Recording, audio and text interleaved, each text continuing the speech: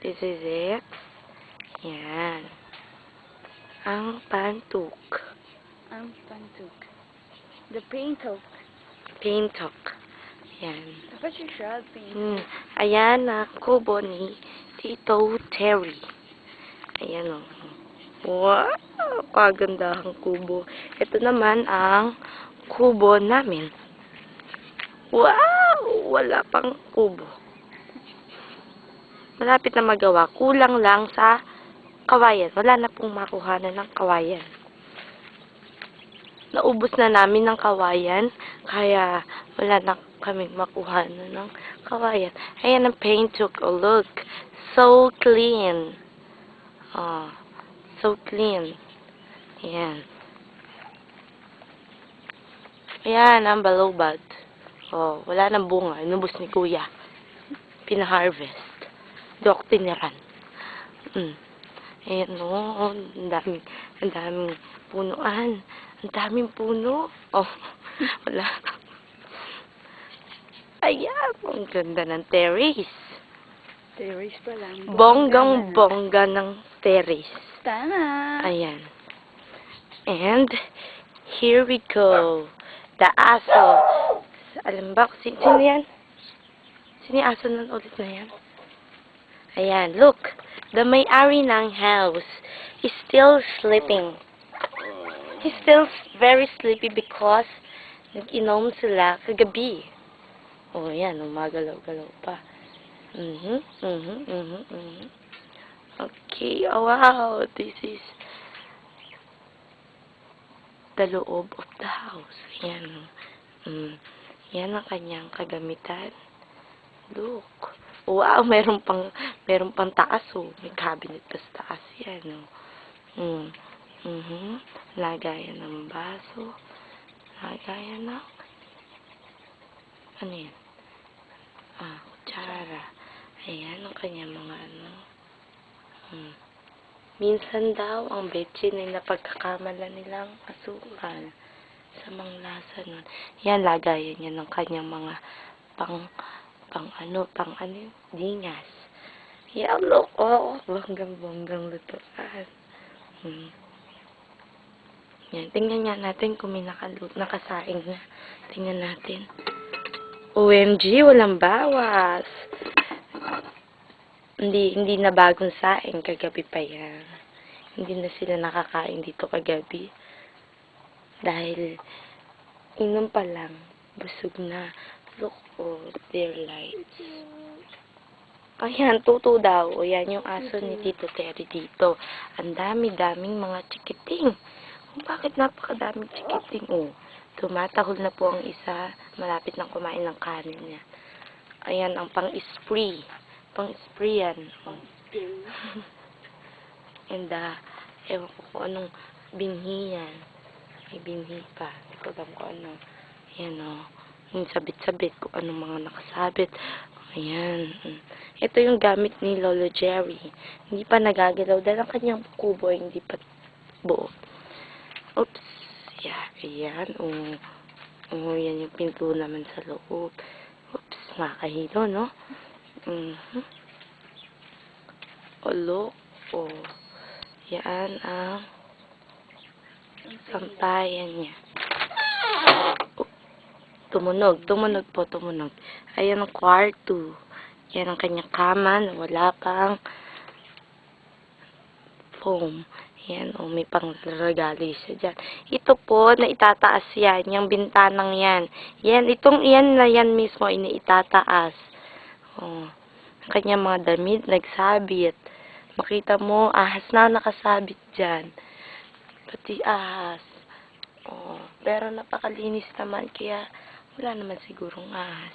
Ay, na kanilang bigas ni Tito Terry at ni Lolo Jerry. Sasara ko na ang door. And let's go outside again. Outside. Yan ang poso. Model? Pakitimbaan nga model. Timbaan? Ayan, o. Ayan ang model natin ng poso. Ayan, o, game. Sibaan mo na. Poso. Ayan, ang ayan. Buksan mo na yung pagtitimbahan. Ayan, yan ang puso. Okay, enough na. O, tamo o. Takot mawalan ng panggatong. Ayan. Etong kanya mga binhi. Binhi na malunggay. Binhi ng katuray. Yan, katuray yan. Ayan, dami, no? Para mauubusan ng katuray. Ayan. Tapos ito, mga binhi lang kung ano, hindi ko alam. Nakalimutan ko na. Oh. Ayan, may tumubo na, oh. May kumain lang ng ano, ng, ayan, oh, tumubo na. Kinain ng kambing. Yung, ano, kambing din. Yan, ito daw para nabulok yung binhi nyo dyan kasi ang tagal tumubo. Ayan, here we go, the kamote. Look, oh. Ang sigla-sigla na nila nung pagkadating ko dito dahil sila ay matamlay. Dahil bagong tanim. Ayan, yan yung ano. Ano ba yan? Kamatis dun. Atis, yun. Oh, look. The kardes. Oh, ang ganda na nila. Ganda na ng kardes. Ito yung talong. Oh, ayos na daw yan. Pang matagalan talong na. Tapos, over there ulit, merong kamote. Yan, oh. Seedless na atis yan. Basta naman yun. Teka, oh. Yan, oh. Ano to? Kamyas. Oh, ang daming, ayan, ang daming, ano yan, ang daming, ano ba to? Bayabas. Na may mental block po ako. Umagang-umaga kasi. Ayun, ang mga kalabaw. Ay, kalabaw. Baka. Mental block na po talaga ako. Ito yung mga itatanim mother sa ating, ano pa, yung mga nangamatay papalitan. Yan yun. Ayan po yun. Ayan. Ayan o. Ang inyog, ang buko ni Tita Christy. Yan. Yan. Ang mga siniguelas po, yan. Mga nakatanim na, yung mga walang dahon. Teka. Ayan. Mainit daw, kaya ayaw dito ni model. Ayan. Ayan po. Ang mga, ayan po ang mga mangga sa pantok. Ayan, oh, look at the baka. Ayan ang baka. Oh, katakot sa kanila kasing lumapit. Ayan, ang the baka. Ayun yung mga inuminan nila, oh. Tingnan nyo naman, malinis na malinis ang ang palayan sa baka. Baka pa lang, grass cutter na. Hindi na kailangan ng gasolina. Ilagay lang ang baka kung saan marumi at lilinisin ang baka. Ay, yung kalabaw. Alaga yan ni Lolo Jerry. Yan. Kay Tito June. Yan, oh. Look at the baka, oh. Ayan. Yan po. Ang mga, yung mga tanim ni Tita Christy yan, eh. Wala. Madami-dami pa rin naman. Mahigit 100 pa yan. Look, oh. Kasi nailiniyo yung mga yan, kaya ganyan, walang dahon. Pero magkakadahon na rin yan dahil tag-ulan na ngayon. Don't worry. Tingnan natin ang bagong tanim na buko sa amin.